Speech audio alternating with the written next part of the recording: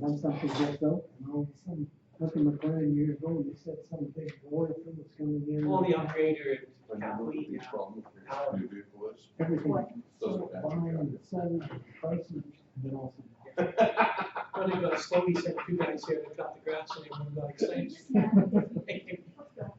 Sometimes people are pretty interesting here. I don't sell them anymore, so.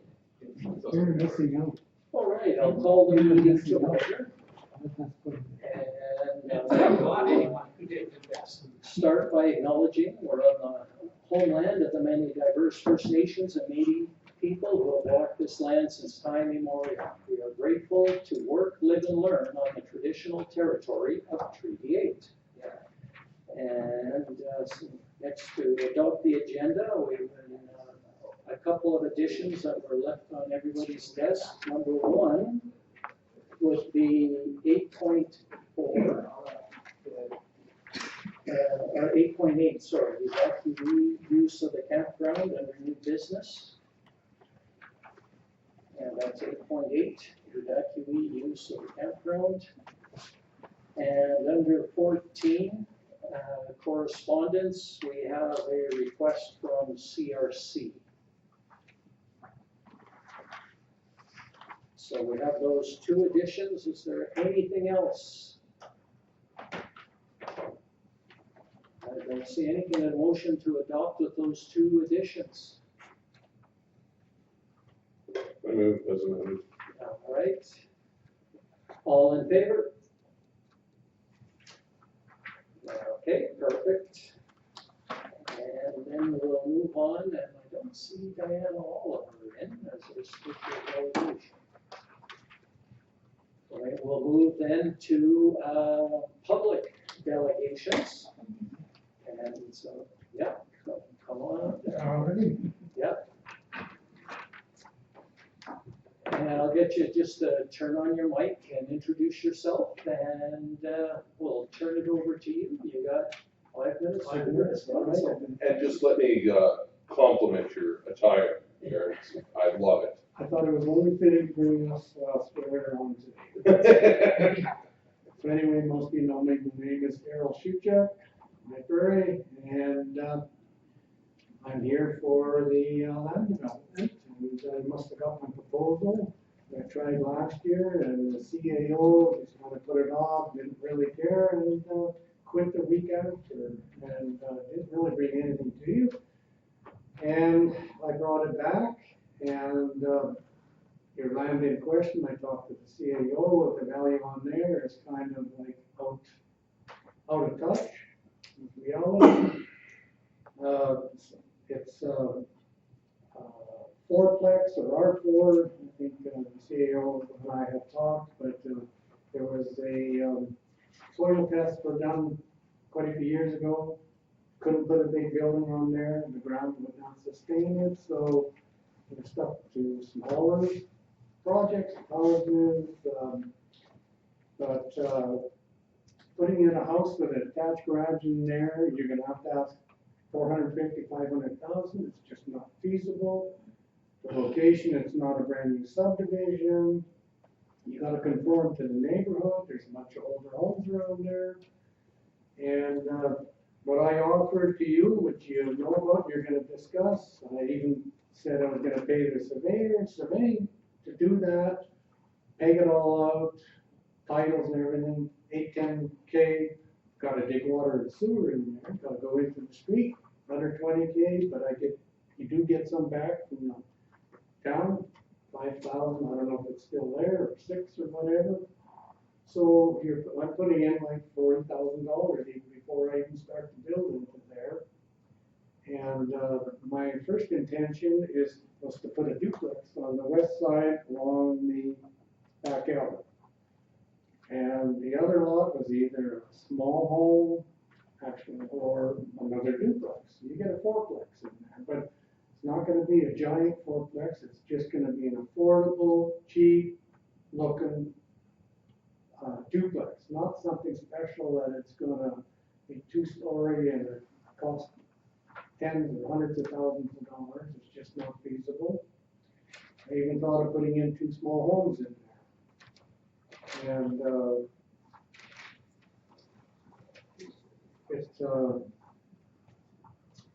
it all depends too, like a fourplex, it might cost so much that I may just say forget it. But if you start small and you do a duplex, more affordable, maybe next year another duplex. But the cost of building is just crazy, things have doubled. And, new home warranty, I'm at the point where I'm either gonna build or I'm gonna pack it in, maybe in a year or two. I gotta pay the government of Alberta hundreds of dollars every year to keep this little piece of paper saying you can build and this and that, and then new home warranty. You gotta pay them every year, whether you're building or not. So it runs a couple $1,000 a year or less. So it's like, why have it? So that's my 5 minutes.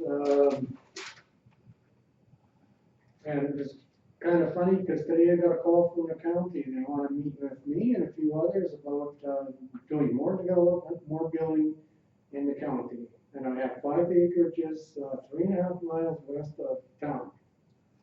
And so I don't know what's coming there.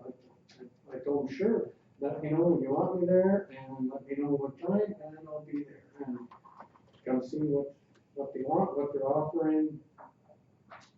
And I think that's about it. So it's like I need a lot or two, then I can figure out what I'm gonna put on there or what's best, get some prices, and if it's way, way too high, then I probably won't proceed, but I would still like to go ahead. And so when I'm done here, I'm gonna head home, you can have your meeting, and if you go for it, great, if you don't, maybe you're doing me a favor. So, thank you. Can we ask you a couple of questions? Sure. Okay, I'll see if council has any first, and then I had a couple. No, okay, I guess I'll go. So you were looking at maybe two duplexes or something like that, 4. So we were, I'm just speaking because later on in our agenda, we're going to be talking about how do we attract the developers to get them to put on, because we have a huge shortage of rental accommodations in town, and that's what we really need to focus on. Are you looking at rentals or is this homes to buy?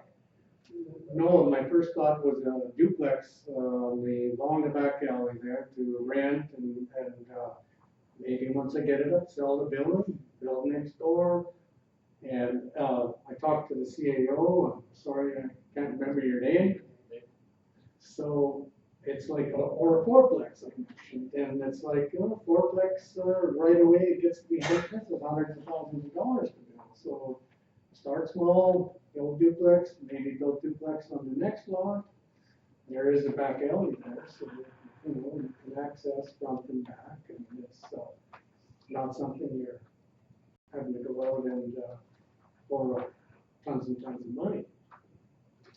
So as a developer, I'd like your opinion. We've got some of the things that we're going to be discussing is, making the land available for a lower cost. Like if we own the land, that's one thing.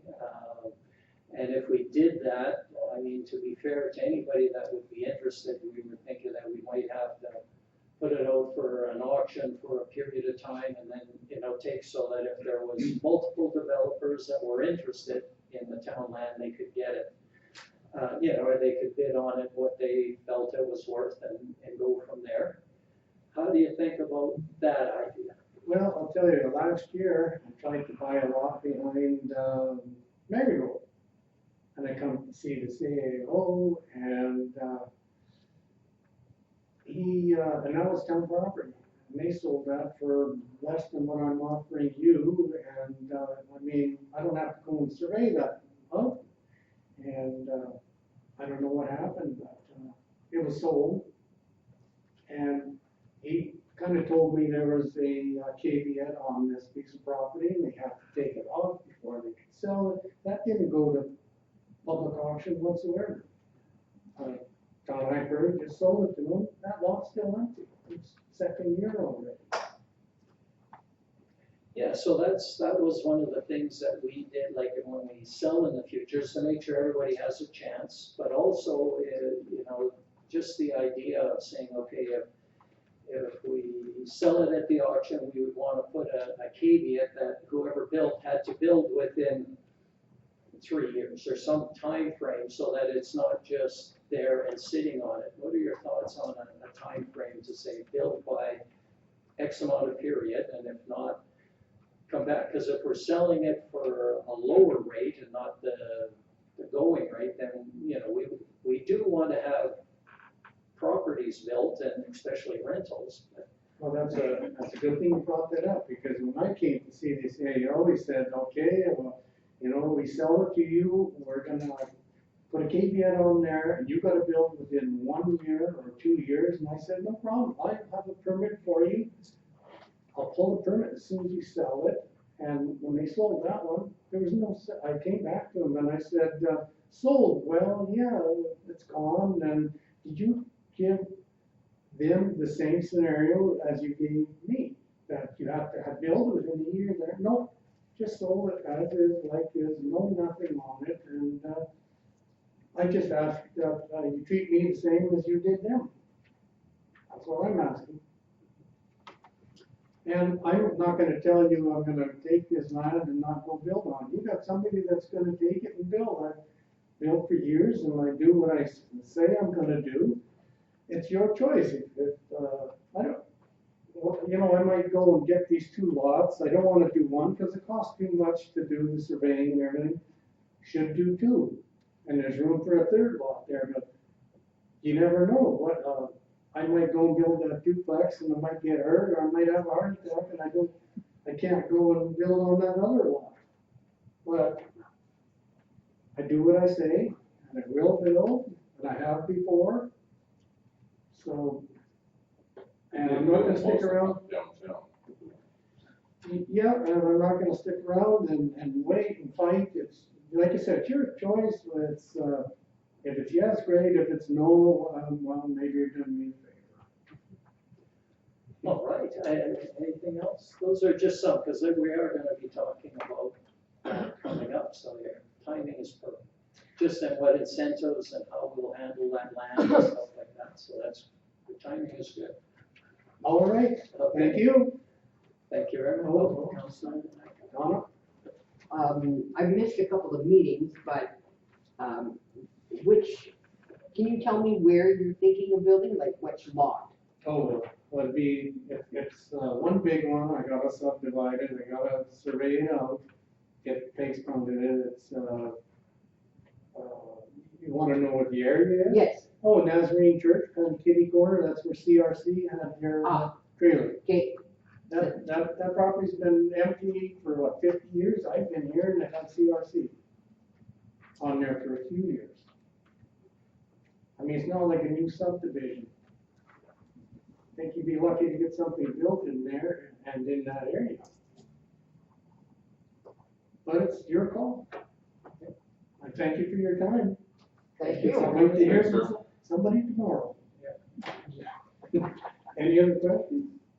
No? Thank you. Okay, thank you. Thanks. All righty.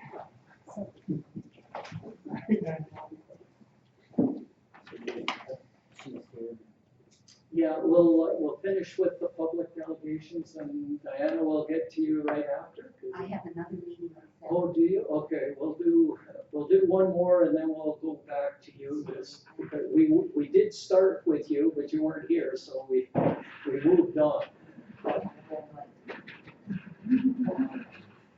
Sure. Yeah.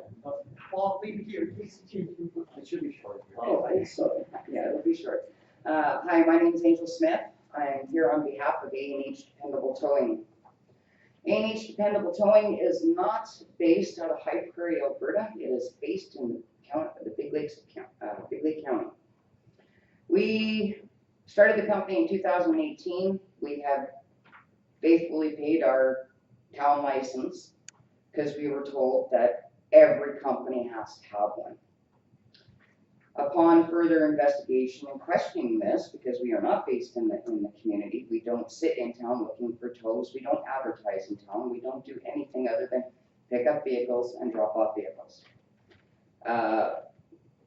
We did some investigating, and on your guys' own website of your business directory, there are no other towing companies that have a town business license except for affordable towing. So out of that, you have Carmichael's Towing, Brian's Towing, and Burns Lake Towing. None of them are holding a town business license according to your directory.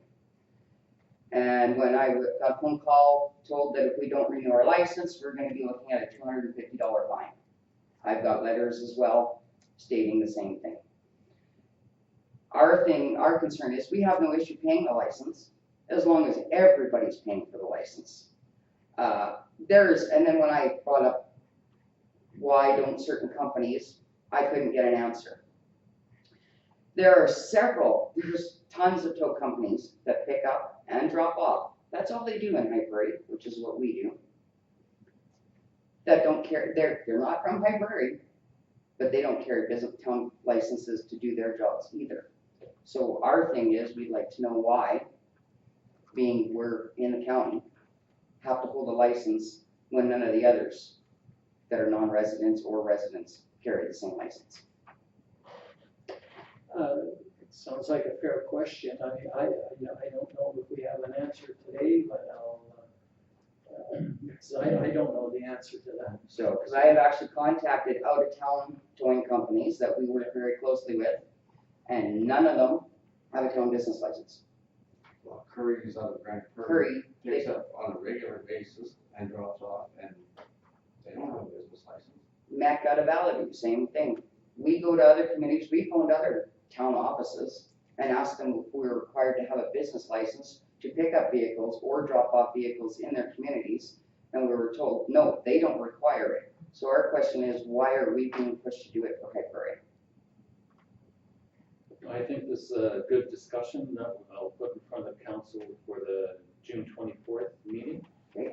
When I think the conversation, James brought it to my attention about 10 days ago, and I looked at the bylaw, and it seems to say that you would still be required to get a business license. But I take your point that if other towing companies are operating within our boundaries and they aren't paying, this is something I have to look into. Yeah, Okay.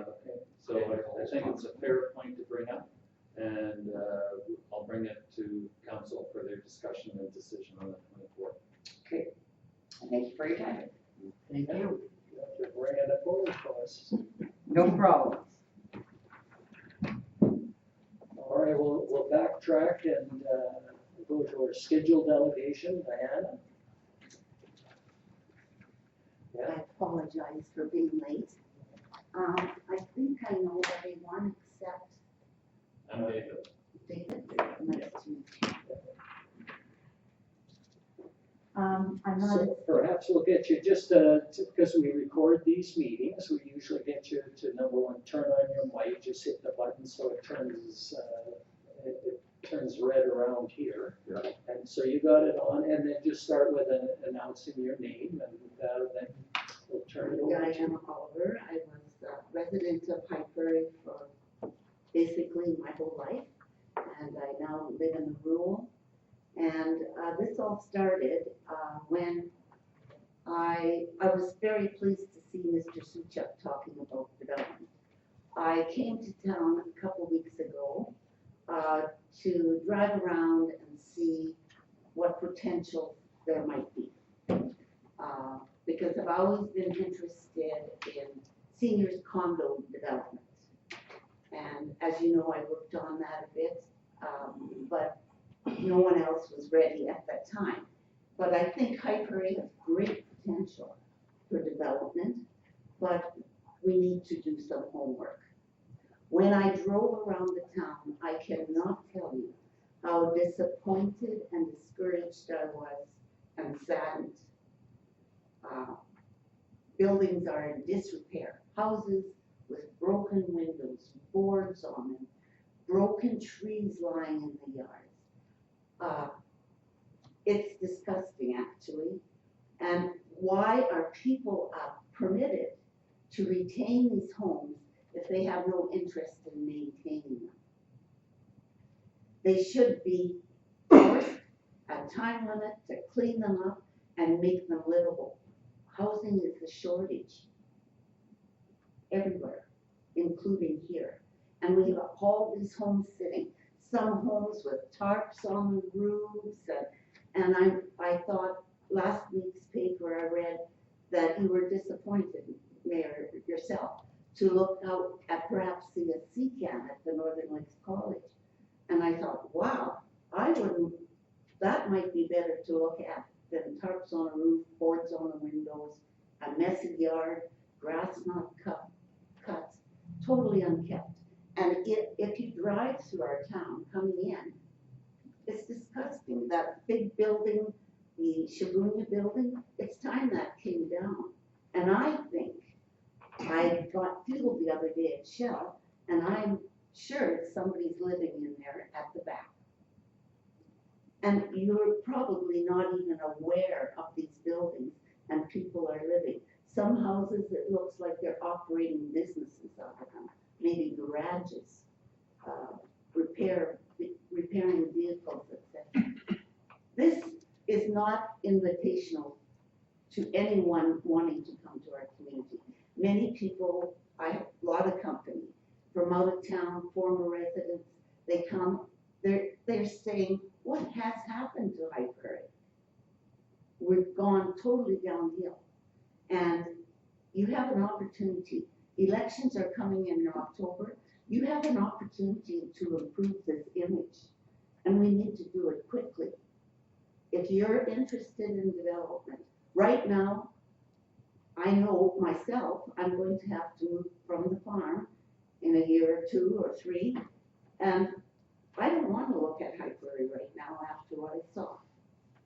I'm very discouraged, and I feel very remorseful for the business community and the residents that are trying. The business community tries so hard, and we need policing 24 hours a day. I know some residences that they can't even sleep at night because at 4 o'clock in the morning every day, the thieves are coming, and it's just like a ritual. And we need to, that is a duty of council to provide policing services and protection for the residents. And I understand, and that's concerning. We have no one interested or little interest in development. And it's part of it's our fault because we've let our appearance go totally downhill.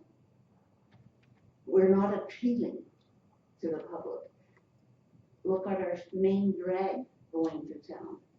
You can hardly drive on it. You're dodging all these hot potholes.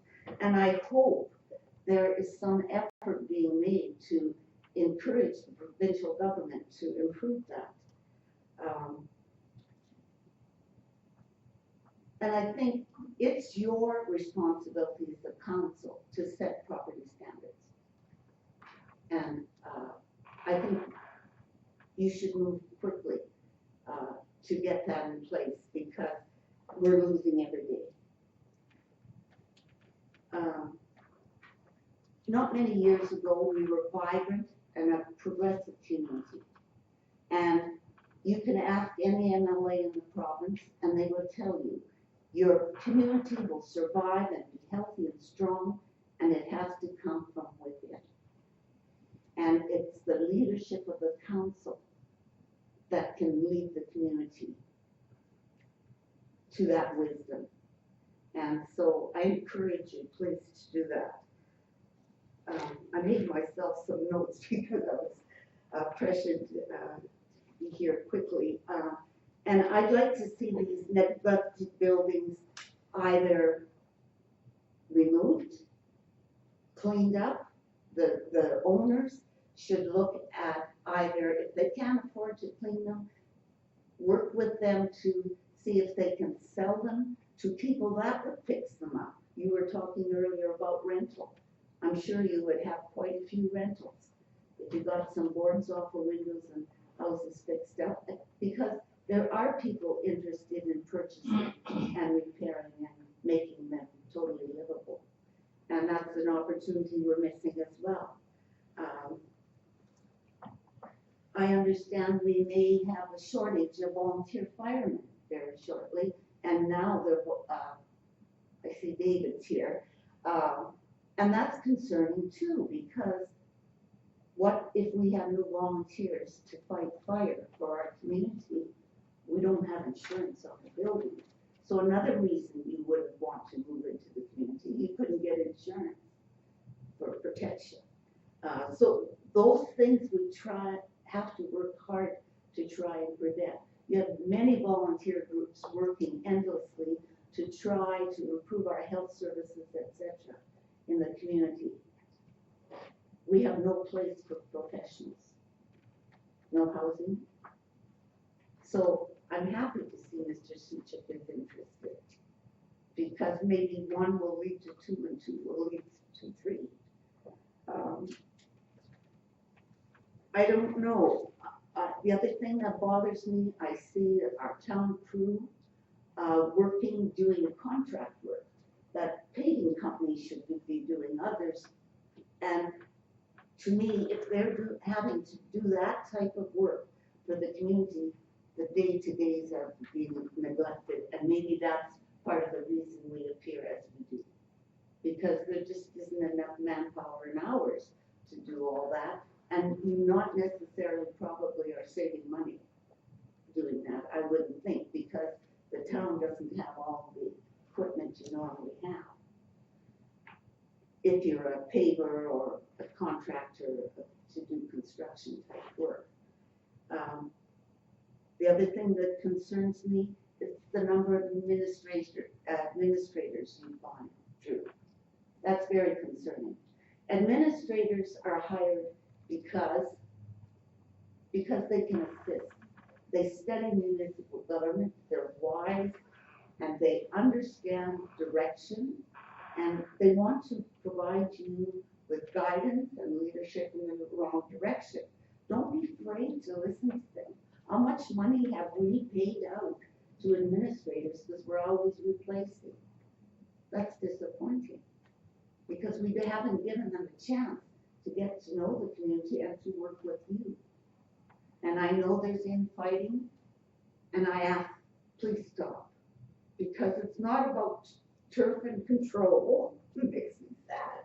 It's about betterment and leadership, and you were elected to lead our community to be a better place. And I challenge you that at this time. Thank you very much, and if you have any questions, I'd be pleased to answer them. Yep, thank you, and I'll turn it over to Councilor Rico. I never said no to a microphone. Wise words, Diana, thank you for that. Thank you. The highway, we have been talking with the province on that one, and I believe it's on the 2-3 year plan.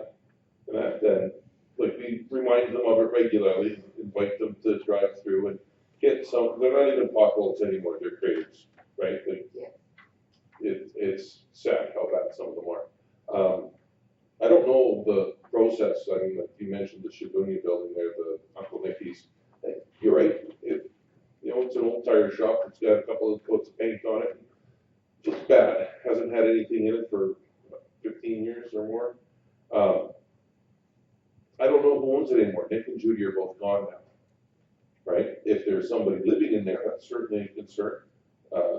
Brady and Alan are both here. I'm sure they can do a little investigating. Like, did you see somebody actually come out of the back part there, or is I it believe he went in. went in? Eh? Okay, well, something for the guys to take a look at, because that's just a fire waiting to happen, right? And if that building catches on fire, well, you lose Pizza Hut too, because I think they're about that close together. If that building could be knocked down, well, all of a sudden now Dollarama's got parking right? Because that's a concern. Great that we got a new business in town, that's thriving, but parking there is challenging. So, you know, that was my first thought actually when, Dollarama opened it and I saw the line. So you're right, getting rid of that building, that would help lots. I mean, getting rid of the old dairy helped lots, and now it's funny, we got rid of the dairy and put a Dairy Queen in there. I thought that was amusing, but you know, that looks a lot better now too, right? So, time.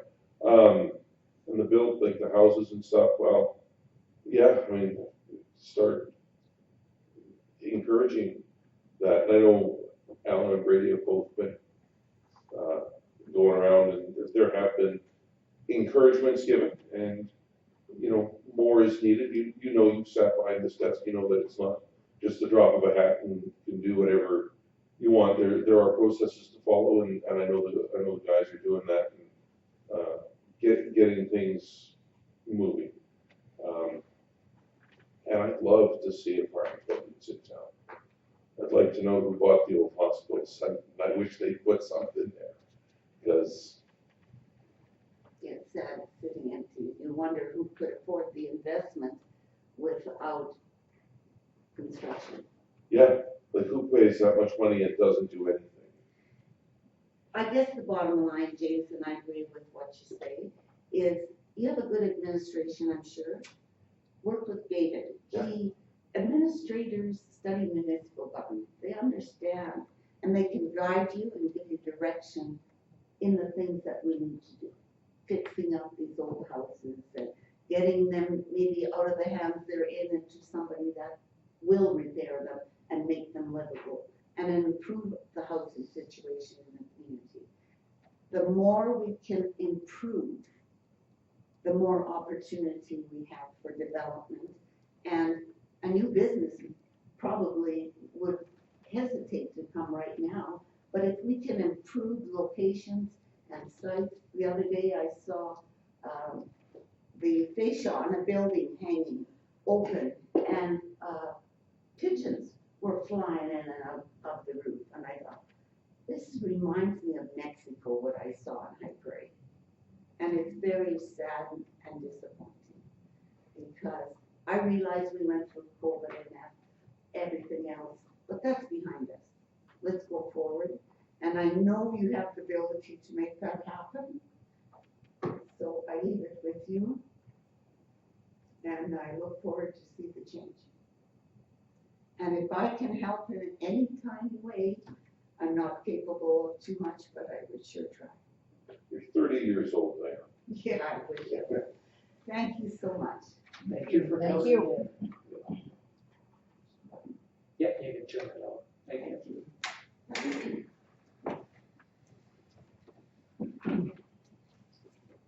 Okay, we'll go back to our public delegations. There might be two more, I think I see there, so if you're wanting to come up.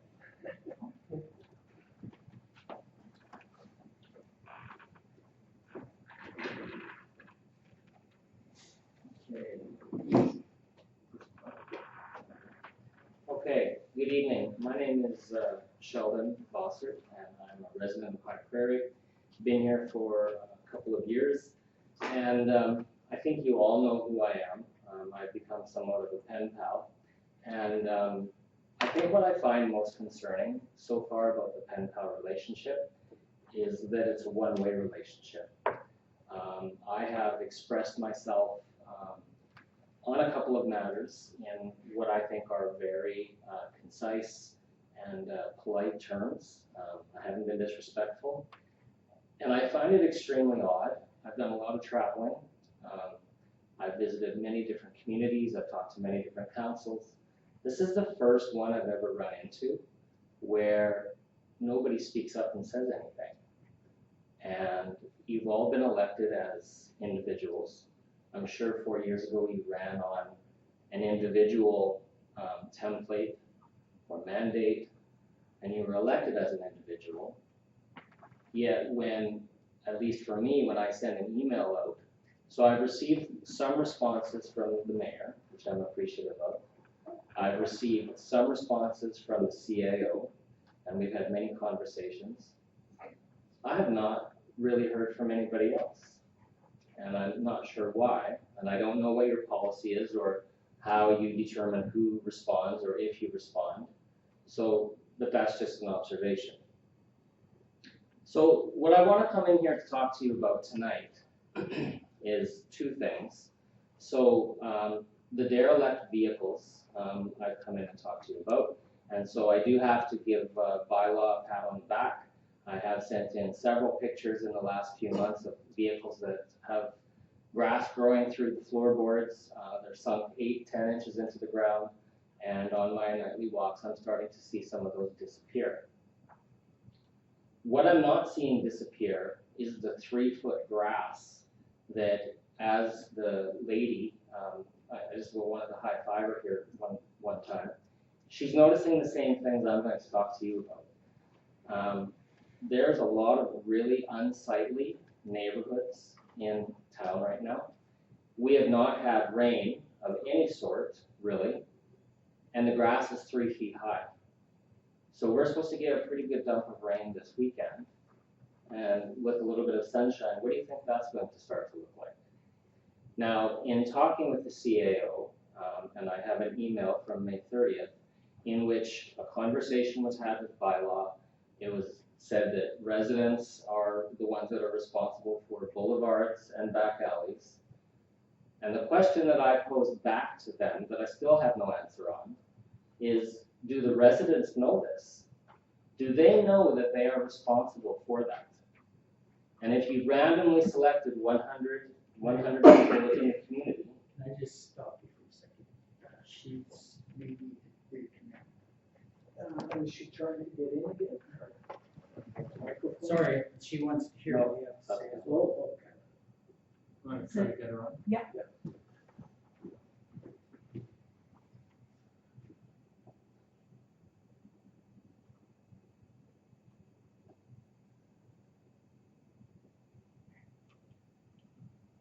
This won't count towards your 5. I appreciate that.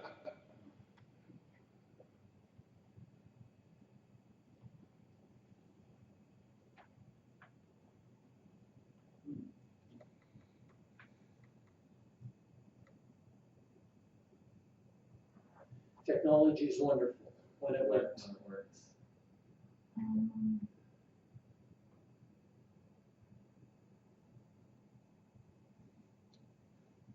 It says that she's in here, but she's not. Can we ask her? And she, no. Okay, I'm gonna rejoin.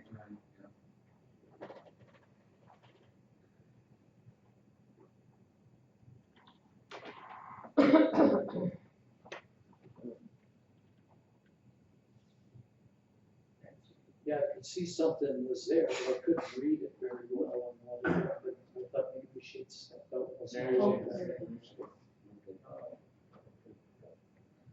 I see you. Okay, And we hear you. okay, perfect. Thanks, Wendy.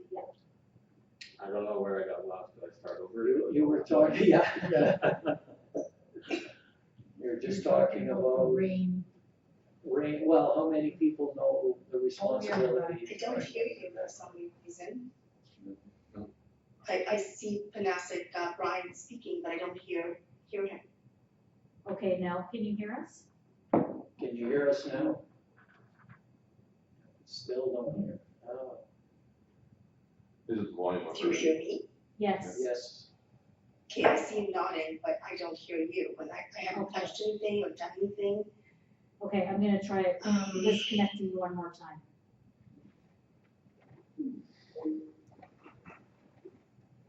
Well, while she's working on, maybe you can keep going and then We'll get her caught up. we'll get her. Okay.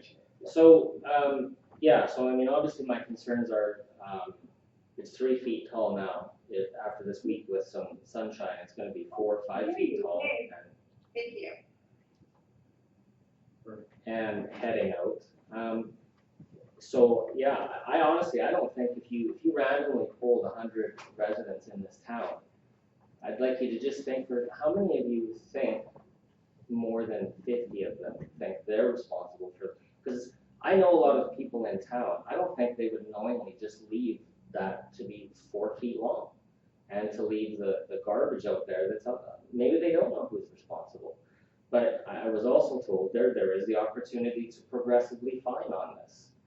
You could walk down 70% of back alleys in this town and just start handing out fines and handing out reminders and handing out warnings. It's rampant. The lady before me spoke to a lot broader terms of the town, but it's being noticed, you guys. It's being noticed. And it's being noticed by people who are young, middle-aged, elderly, like people who are looking, she's talking about moving from a farm into town, and the things she's noticing. I've only been here 2 years, and I've noticed a lot. So I guess my question to you is, why is this not being enforced? Why is there allowed to be 3-4 foot grass, weeds that are on boulevards and in back alleys and in backyards, and like not even in the other side of the fence on the alley side, inside of their yard? You can see it growing through the fence. I feel sorry for people who have a neighbor like that, where they are working, they've got flowers, they've got gardening stuff happening, and they literally have a hayfield going on next to them. And there is a lot more of them out there than you would think. I walk every evening, I cover a lot of the town. There's a lot of them. You guys know I've sent you pictures from all over town. I can answer that a little. I know I had asked their peace officers, and they said the last month they've given out 60 unsightlies. And as you said, they've also been working on the derelict vehicles, and they, I forget the exact number, but around 18 of them are. That's excellent. You know, so there is an effort being put in on that, like when you got 60, but it takes time for those. They get some time to clean it up, and then if they don't, then you gotta hire somebody, and then, so there is a process, but I think as those get cleaned up and other ones are given warnings, that it should help. So what about putting something on your website, sending out a flyer in the mail, something with their tax bill, something with the utility bill, reminding them, this is your duty, this is your job, this is your responsibility. Someone from the town is not going to show up with a swapper outside your back fence. It's yours. And we did do that once last year, but it needs to be done, and then enforced, because if it's not enforced, it doesn't happen. Yeah, and I mean, like I said, I can't emphasize enough, I feel so good, not good, but good that the lady before me spoke to a lot of these things, and I don't feel like I'm like the Lone Ranger that keeps coming in here. People are noticing. That's all I have to say. All right, thank you. If I could add, don't ever think you're nagging us. I do appreciate the emails, and it has been helpful. And our peace officers are very actively addressing the derelict properties. In some part, thanks to you noticing things around town, but they notice things too. And I think your suggestion to, again, notify the residents that they are responsible, for cleaning up their yards or their back alley portions. So I do appreciate it. Okay, all right. Sheldon, I'm gonna say council is responsible for some of the confusion, because we had decided that we would cut, the town would cut the boulevards. And we had been doing that for years, and then a few years back, we tried to tighten the budget, and we said we weren't gonna do that anymore, it was their responsibility. And then we changed it back again, so we are responsible for some of the confusion. The town was doing it, we stopped for 2 years, and then we started again. So an educational program would be perfect. I'd say door knockers. Let's put door knockers on the doors and let people know. Yeah. A couple summer students, give them some flyers, start hanging them on doors. Cut your boulevard, cut your back we have further on in our agenda, we got weed inspectors who are gonna be out, doing the yards, so, That's different. That's entirely different. but they can still pull double duty, why not? They're going to the yard. Because they're not our employees, They're, really.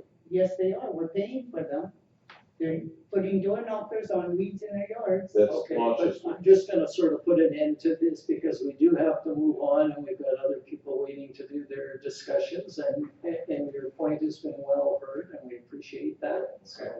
All right, Thank you. okay. I just wanted to address, not everybody responding that, I mean, typically when I look at, we get your emails, and I'll do a drive by myself just to see if somebody's taking a swath or two or not.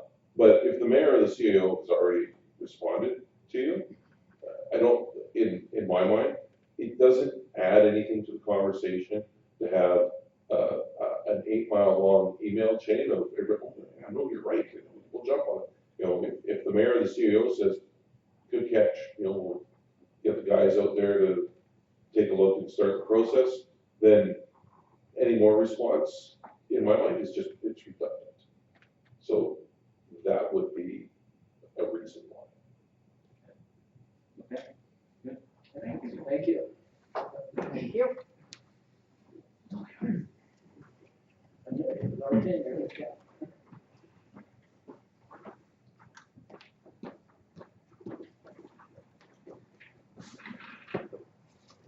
Hello, I'm Larkin.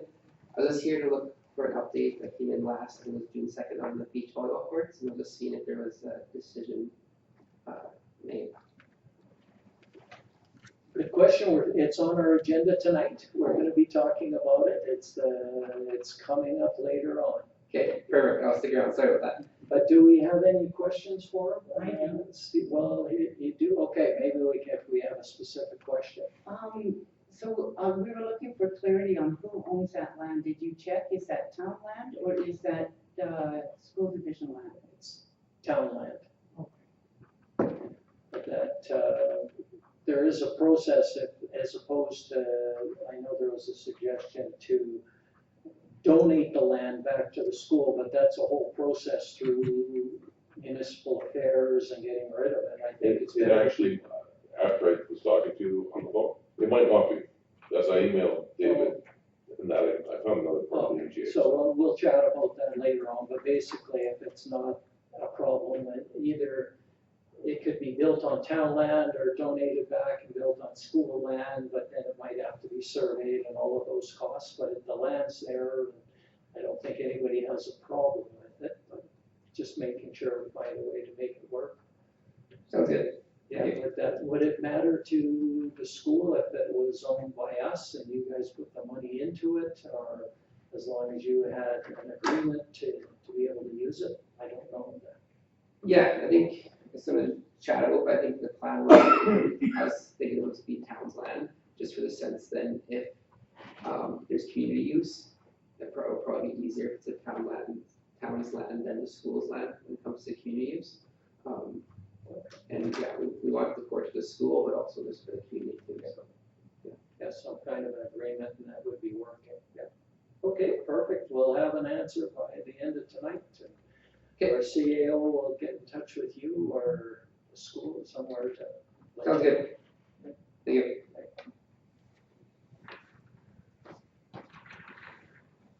And I guess the other one would be Chris, if you had anything. No, all right. So that's our delegations. We'll move on to our fire chief's report. Get a motion on this. Councilor Yashishin. The council receives the fire chief's May 2025 report for information. All right. Welcome back. Good evening, Mayor and Council. I'll keep it short. Activities of the fire department, regular Monday practices as usual. One fire attended went to Rocky Mountain House for a nozzle forward course. In 3 days, he put in 36 hours of training and not just travel time, or not including travel time. Still working on that wildfire mitigation strategy. We met with the contractors who are in charge of it. They are now in the final stages of finalizing that document. 4 members spent some time in Swan Hills to help with the wildfire up there, placing sprinkler protection throughout the community for a total of 4 days. 2 members also spent some time in Martin Beach, just outside of Slave Lake, doing structure protection there. I have made a fillable document for people to apply to join the fire department, both junior and I guess senior firefighters. There is QR codes. Our membership is getting low, and my top priority right now is going to be recruitment and retention. The county also included us in these nice little pamphlets here. Firefighters needed, answer the call. Our QR code for both our junior and our adult firefighters are on the back with theirs. So I'll leave those here. You guys can totally have a look at those. 2-day Fire Smart course was held in High Prairie Fire Hall. Slave Lake Fire, Big Lakes Fire, and High Prairie were in attendance. Upcoming events this week, starting Wednesday evening all the way to Sunday, we have a 10:02 pumping course, and we have 4 members from our hall signed up to do that course. I also had 1 member in the past weekend go to Slave Lake and did his practical portion of his Q endorsement. That's for his air brakes, so now he should be able to drive the trucks once he does the written part. Fire prevention activities. Like I said, still working on that free grant, that wildfire mitigation strategy. And end of the year, kids tours. We have St. Andrew's schools coming in this Friday. Really looking forward to that. Inspections, they're still ongoing. 2 new inspections have been completed, and 5 are still outstanding, but the owners of the buildings are working pretty efficiently to fix all deficiencies. High occupant event was held at the Sports Palace. 2025 grad. There's a few deficiencies, but they quickly addressed them. And with the rec director, her and I are going to be working on a plan for similar events, so the layout should be the same, and it should be a lot smoother for future functions like that. That's all I got. If you want, you can look at the report. If you have any questions on the report, fly at her. All right, we'll throw it open to see if there's any questions from council. Councilor Danaka. So in your report, David, you stated that your membership is getting low. What are you at? Let's say low, like 15 members. Really? Yeah, it's really low. It's and I'm not gonna lie, we've had a few actually step down. We just work got busy for them, so they step down, which that's all we ask. Give the time that you can, and if it's not fitting in, take a leave of absence. You can always come back. So Okay. it's low. So from the town's perspective, do you have suggestions on what the town could do as an incentive for people to join the fire department and or retain them? I don't know. There's a ton of perks for being a volunteer firefighter. I have been working on a letter, and it's in the final processes of being finalized. So I'll hopefully be sharing that all over social media. I'm hammering it out on social media. Again, just look up volunteer first responders benefits or perks or discounts, they're everywhere. Every company is all about first responders, so just that alone, there's tax incentives. You get tax letter, so you get, there's lots, but I don't know. Volunteering is dying, and it's a proven thing. If you're on one board, chances are you're on 5 or 6 other ones, and it's the same people volunteering. We just gotta educate people on why we need to have volunteers, not just for the fire department, for every organization. And I scratch my head on this lots.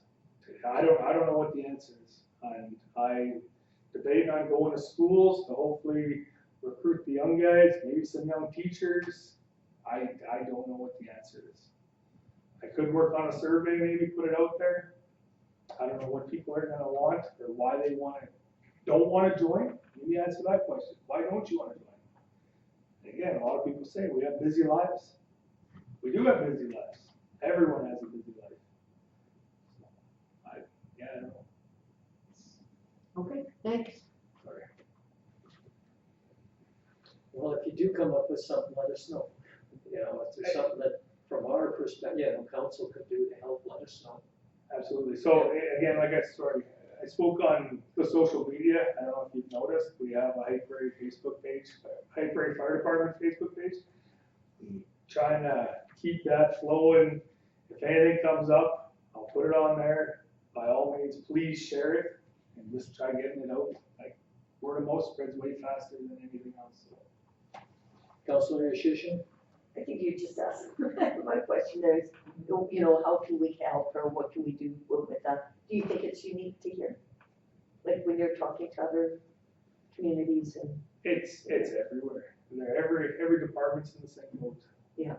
And that's also why Big Lakes went with the cards. This is the second batch they went with. Yeah.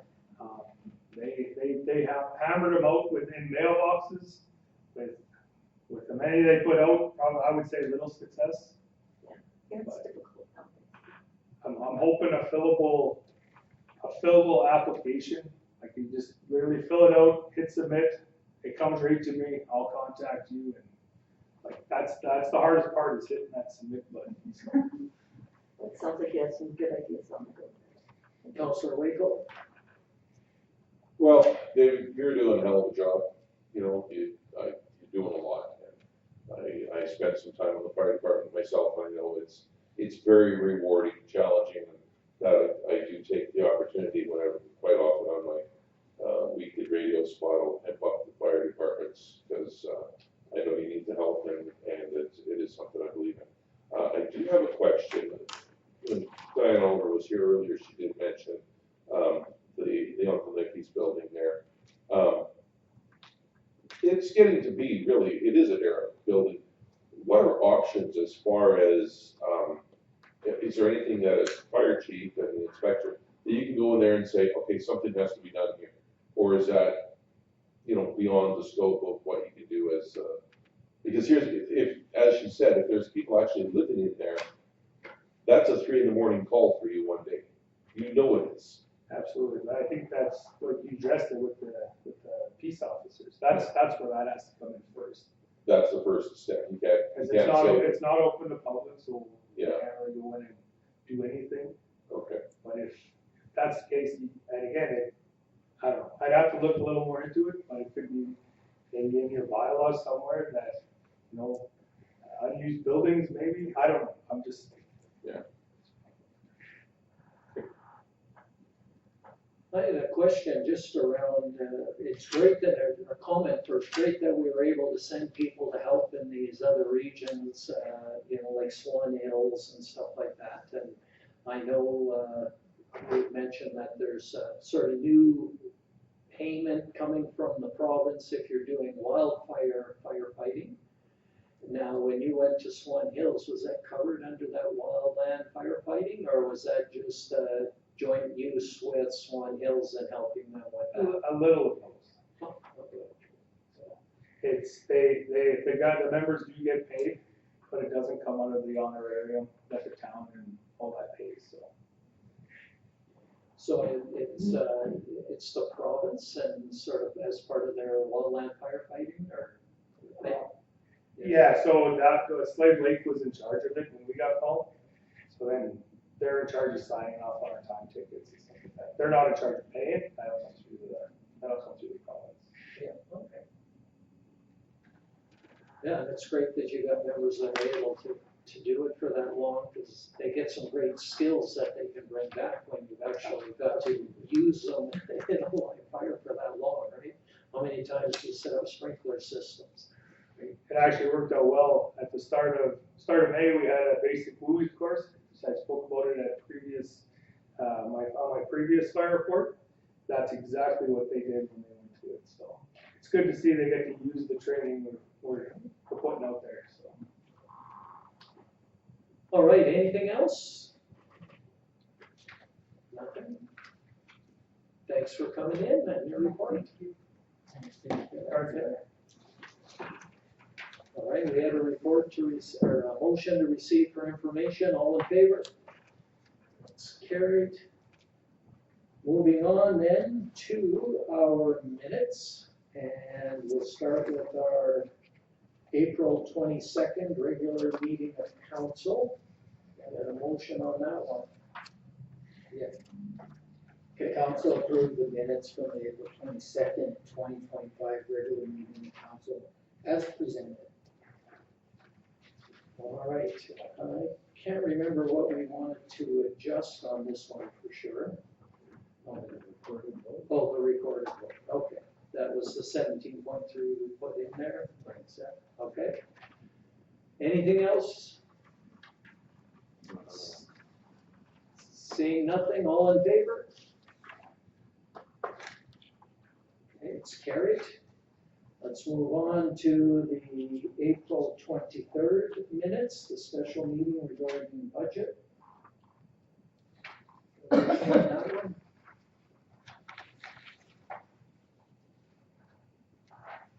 Move that we accept as presented. All right.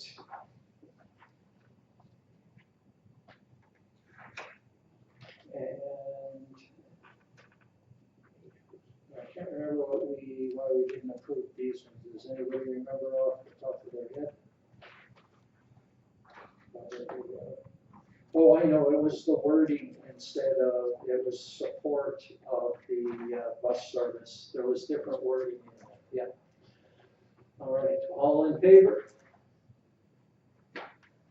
It's carried. Moving on then to the May 1st special meeting. Get a motion on those minutes.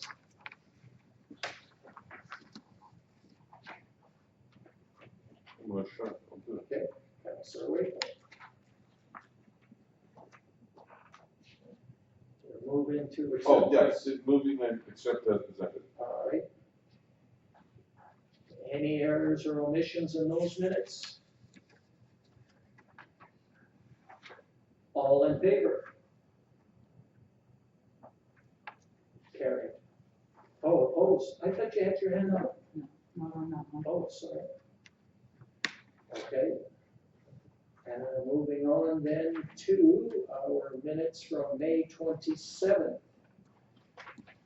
The council approves the minutes from the May 27th, 2025 regular meeting of council as presented. Okay. Councilor Stenhouse? So, on the first page, who was present? Councilor DeNanto was absent at that meeting.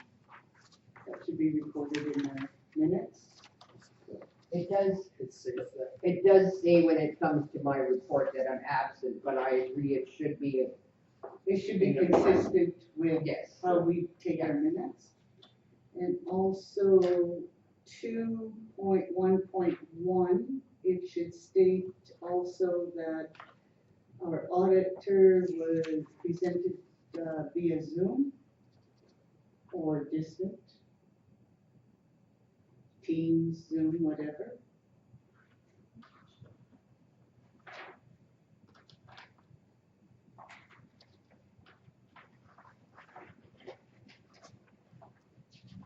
I think that's. Okay. Yeah, of those two.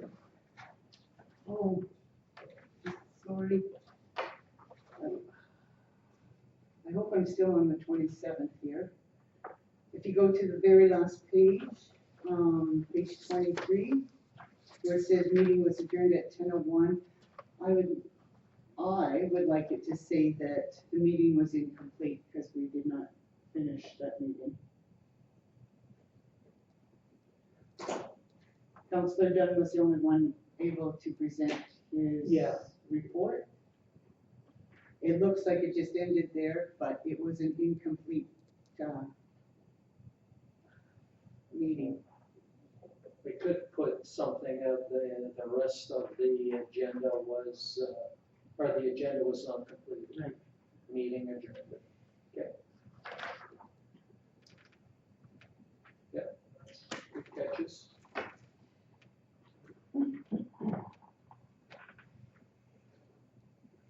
Anything else?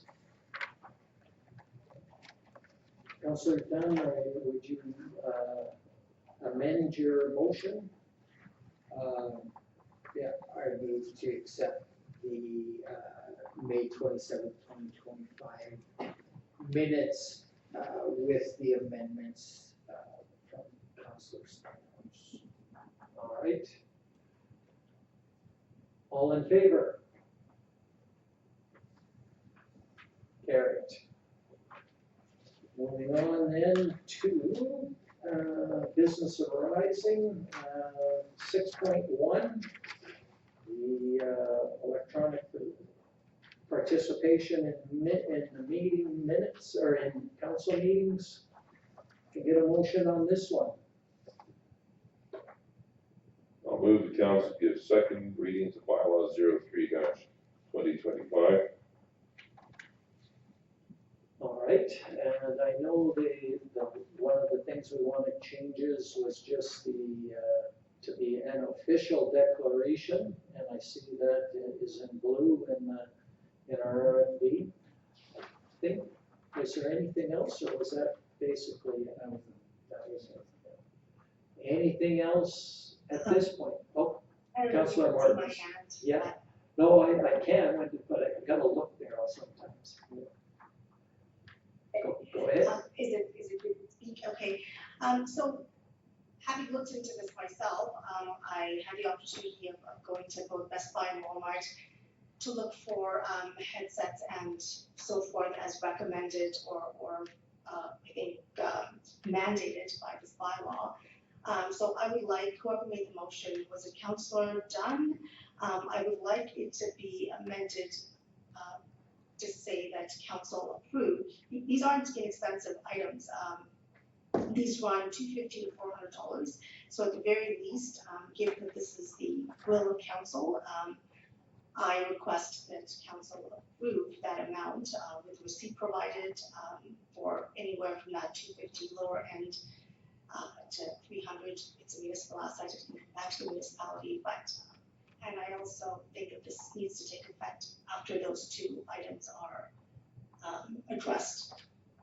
Like, for example, you can't have it be effective today if both the declaration, I don't know what the process is for the declaration, or a headset has not been approved. So I would something reasonable like effective next council meeting or something like that, or three business days from today, something of that, some reasonable time, consideration, and ability to provide the necessary tool. Excuse me. Councillor Waco. Yes, you can spend $300 or $400 on a headset, but you can also spend $20 on a headset. It's not you don't have to have the Hockey Night in Canada headsets. Like the headsets that we use at the hockey games aren't even that much. You can get a good headset for $60. You can get a cheap set for $20. No, I'm not in favor of approving that. Like $20 is. I actually spoke to an individual and I told him what we were doing, and he said that anything underneath that, for audio quality or whatever, isn't effective. And he told me the difference between a headphone and a headset is that the microphone needs to be in play or something to that effect. So, and most devices today, a laptop or a phone needs an adapter of some kind because there is no plug-in. You know, the last time I had a headset was when I flew a lot and I would plug it into like the Air Canada seat. Those kinds of things don't work. I'm not a gamer. I don't own one of these. I haven't used one in, like I said, the last time I traveled, which was probably 8 years ago. Regularly. So that was the information I was given. I went to 2 locations and I looked online, but I'm not a headset guru. I'm just saying. I am a gamer, a poor one, and a sometimes podcaster. $40 or $60 gets you a good headset, and it's good quality, and that includes a microphone. So, no. I think I can add in, I mean, at the college, we provide headsets for the students, and it has the mic and it has the earpieces, and they're around $25, and they're good. I mean, they're not great if you're wearing them for long periods of time. They get very uncomfortable, but for an hour or so, they're pretty good, and they have the sound and everything. But just going back from that, I don't see in our things that we say that you have to have a headset in here, is it? I'm just, where does it say that? It's in the previous agendas. This was the only amendment that you're looking at, but in the previous agendas, it said headset.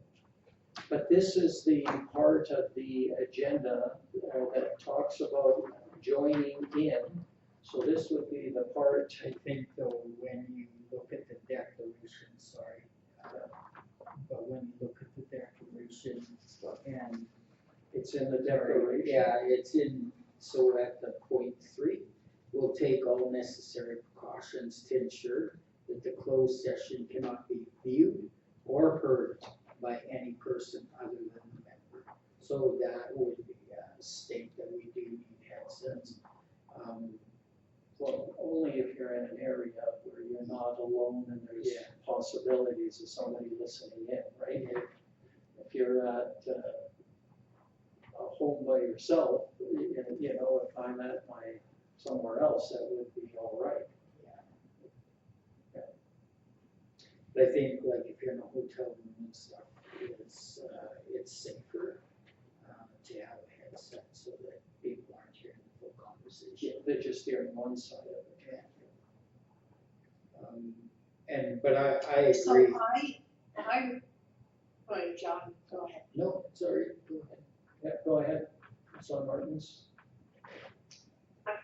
I was just saying, like, I'll use yesterday's example. I'll use every example where I've been remote, which is not very many, but, you're in a sealed vehicle, a closed room, like there's, I would rather not even go down that road because it's uncomfortable and, as a girl, I don't love them, I think they look ugly, but that aside, I just think that all I'm saying is whatever conditions are there, they have to be available prior to this coming into effect. So if the town is going to purchase a headset, let that happen first, I attended a meeting yesterday, like I said, hermetically sealed vehicle. You guys saw me sitting there with the phone on my steering wheel, so I don't know how, I declared to you verbally that was the situation. I'm not sure how putting additional things that are, and I've been in hotel rooms and, in January, for example, there's no, I don't know, where I stay, I can't hear anyone else, because I can, so I'm not sure how a headset's gonna help, but even now, there's no, like, you can't hear anything, I can't hear anything, because it's generally when you close doors and so forth. No, I know, John, it's different for you, but all of the times that, which haven't been many, but all of the times I've been online, that hasn't been my experience. I can only speak for myself. So whatever decision council is going to make here, we're giving meaning to something. I just want it to be noted that we don't say, okay, it's effective now immediately. I want those steps to be in place prior to it coming into effect. That's my ask. Yeah, typically it doesn't come into effect instantly. It's midnight or something like that, so I'm not worried about that, but that part there. Well, I guess the Okay, big well, then question, how the does big, the administration think is reasonable for them to get the necessary, maybe we can start with one or two headsets, because I think there's only one or two of us at any given time that are away. So whatever administration feels is reasonable for them to make that acquisition. just, maybe we can just address that question is, because I don't see it in here, and I do see that they should take precautions to make sure they cannot be viewed or heard by somebody else. But that doesn't necessarily mean that it's a headset, right? That's my take on it. What does the rest of council think on it? Is it, because I know we talked about it lots, but I didn't think it was a must-have. It was a nice to have if you were in a situation that you couldn't be guaranteed some of those things without a headset. Yeah, no, it's a nice to have, I don't see it as a need to have. And as far as buying them, I think you can get them at Red Apple in town. You can probably get them at the dollar store here down to the Dollarama. They're not expensive at all. Okay, then let's move on, that's not even a point of, it's not even a point of issue then. Councillor Danaka had her hand up.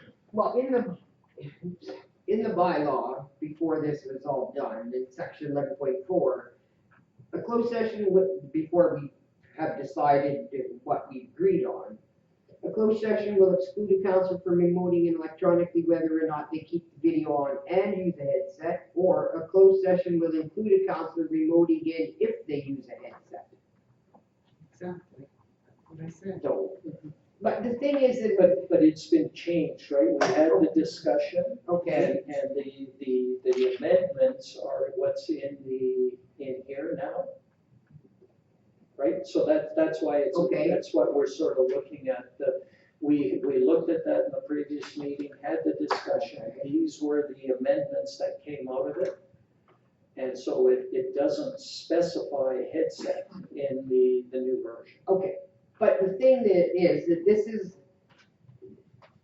for them to attend a closed session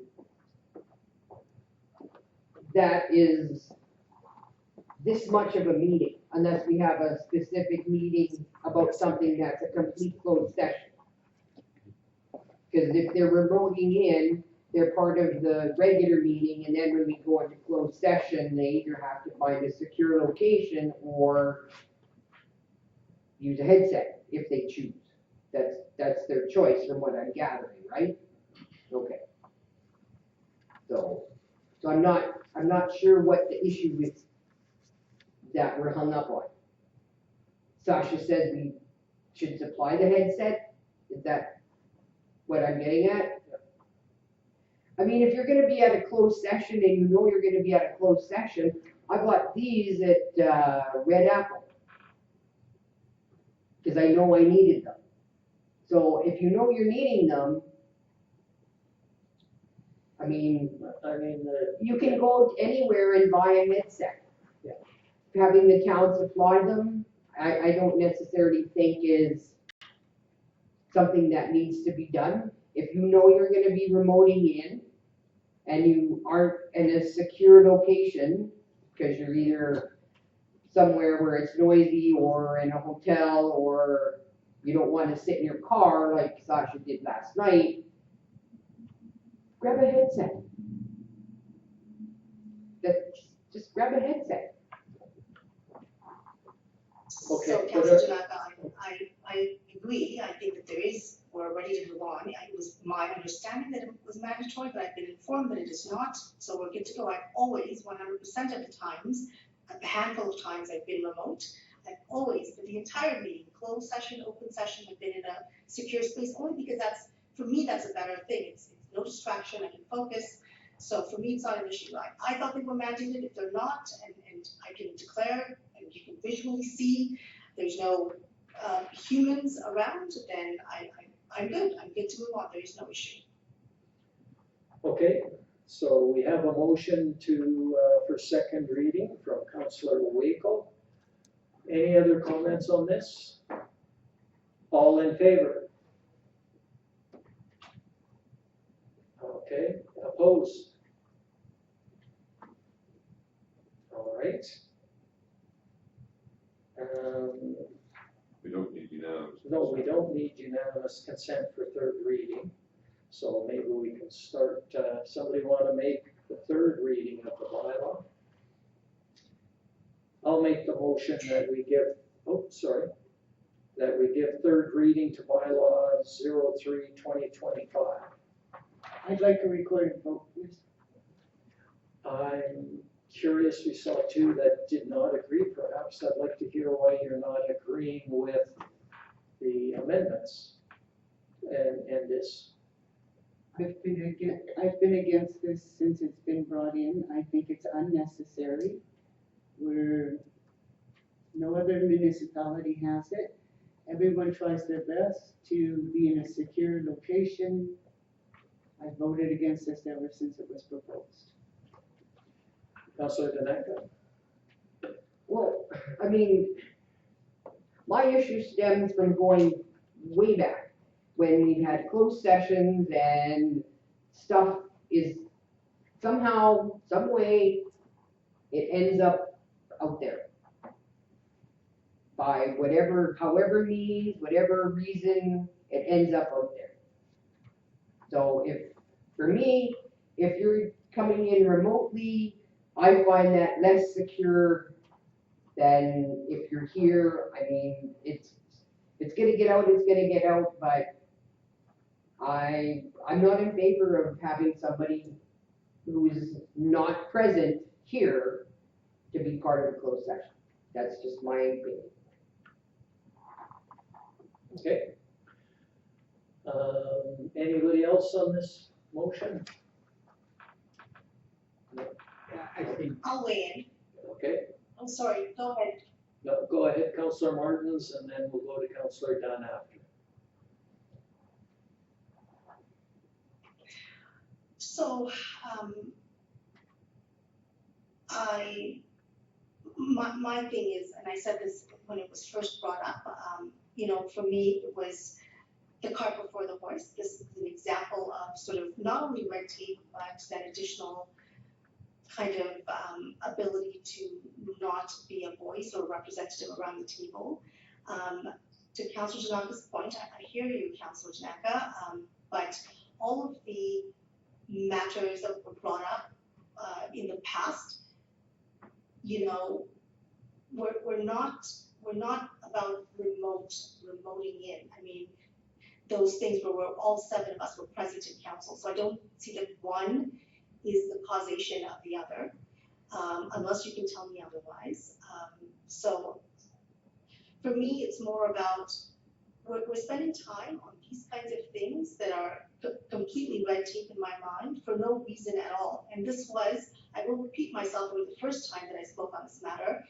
It was a defense move once I was dismissed from a closed session with no, there was no bylaw presented. I was just dismissed. That was, I believe, I can go back and look at the date. And then this was put into place to sort of, cover us because that was done. And you can hear my comments on the matter at one of the meetings that it was first brought up in. So yeah, but if this is the kind of thing that we need to do, and spin our wheels, we talk about time and all these things that we have to do and focus and direction and all of our priorities. This isn't one. I'm not ready to dismiss it and vote in opposition. I think it's fine, but I don't think it's needed. I never thought it was necessary. It's brought on because an action was taken without this motion being in place. And when the question is asked about, hey, how's your voice been silenced? This is an example of it. So those are my thoughts. Councilor Dunn? I guess I find it interesting that Councillor Martin sees that she's the only one being silenced. I, 3 times, have not been included in a closed session because I was in a hotel room and I chose not to be included because I didn't want people finding out information. I think there's things on here that if we move ahead, we need to really consider. And that's this bullet I think we need to say or declare every time we have a closed session, and it's will not make the closed session accessible in any form to any other person. And that is, for me, has been always the concern of how information that takes place in a closed session gets out to the media, gets out to the people. And so I have concerns, and it's exactly why we're talking about having our headsets and things like that. So that information isn't shared with anyone accidentally or on purpose. And I'll just add, it wasn't out of the blue that Councillor Martins wasn't in there. If we remember right, the CAO at the time made that declaration. It was decided at council, that's how we proceed. That's why Councillor Dunn wasn't allowed in on those sessions. So it wasn't a willy-nilly just attacking one particular councillor. It was something that we had done with the CAO at the time. And it was also, the CAO did that on the advice of somebody at Municipal Affairs. Yeah. So it wasn't just, it wouldn't matter who was online, they would have been cut off. Okay, anybody else on this? May I respond? May I respond through the chair? Yes, let's just, Councillor Yashishin is up next, and then you can respond. Of course. I'm just gonna add to that, yeah, I'm okay the way we revised this, and we've gone over this a fair bit. I'm okay the way it is here, that we see it. I too do not think that we should have it, because if you're not present in this chambers, then you don't participate in a closed session. I think we're looking at this, and which it was, we did go through municipal affairs. We've worked on this and worked on this. It's something to be watching with the declarations, and it is a declaration, and I think every one of us has to understand what that means. Because I do not want to see a repeat of how information in a closed session somehow leaves these doors again, and I do not want to see that happen again. And we cannot have that happening again. So does this help in preventing that? I hope so, but still gives the freedom to be able to join the meeting. But I'll leave it at that. Councillor Martins? There were a couple of things to address Councillor Dunn, and one, Councillor Dunn, you said it was your choice, and that's fine. If you feel like you're not in a secure location, as you stated in the past, your choice is your choice. And there was something, the second point I had to address your confusion about why I brought that up is because I was asked. You have not been asked. You have not been asked, but I was specifically asked, so I was addressing it. And thirdly, to the mayor, certainly maybe there was a discussion with our previous CAO, but there is no resolution of council. Last I understood, we are to act on motions and resolutions put forth by council, just as we're doing right now. So those are the three things I needed to say.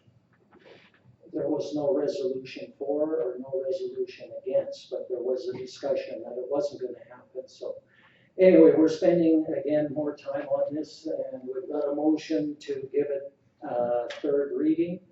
All in favor? Opposed? Okay, it's carried. Oh, sorry, it was asked for a recorded vote. So we had everybody was in favor except Councillor Danaka and Councillor Stenhouse. I think No, Councillor Martin's hand was up for. It I was thought it just, was up for again. Was it for? There's a delay. there was a delay. Yeah. Oh, okay. Yeah, you were for, right, Councillor Martins? Like I saw your hand go up before I even asked. Yeah. I I will clarify, there is a delay, and yes, I was for it, correct. Okay. Yeah, I saw her hand go up before I asked for opposed. Councillor Waco As a small matter. has a small bladder ready to take a break. Okay, we can take 10 minutes, take a break.